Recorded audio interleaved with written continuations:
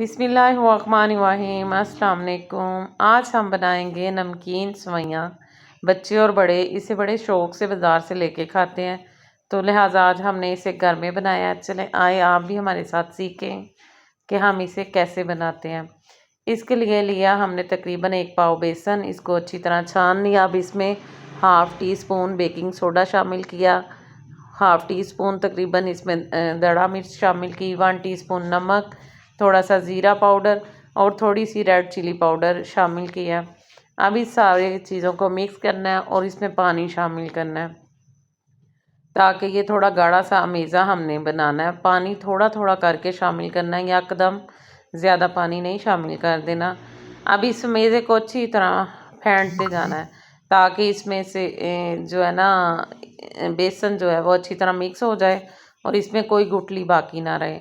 अब एक साइड पे ऑयल गरम कर लें और मेरे पास ये एक सांचा है, तक जैसे इंजेक्शन बना होता है ना, ये वैसा है। बाज़ार से मिल जाता है, थोड़ा सा आम ही मिल जाता है, ये थोड़ी मेहनत से ढूंढना पड़ेगा आपको।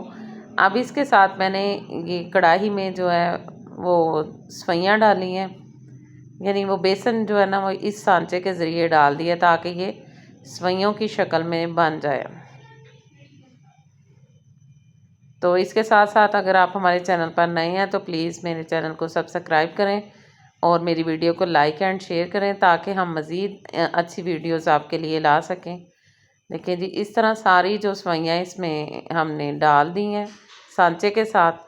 और अब इन सवैयों को जब एक साइड से पक जाए तो अब इसकी साइड चेंज कर लीजिएगा। दोनों साइड से अच्छी तरह पकानी है और इसका जो कलर है वो तकरीबन थोड़ा रेडिश हो जाए, थोड़ा सा रेड सा कलर आए। देखिए कितनी मज़े की हमारी सवैयाँ पक कर तैयार हो चुकी हैं। इसे आप मज़े से खाइएगा और हमें याद रखिएगा दुआओं में। अल्लाह हाफिज़।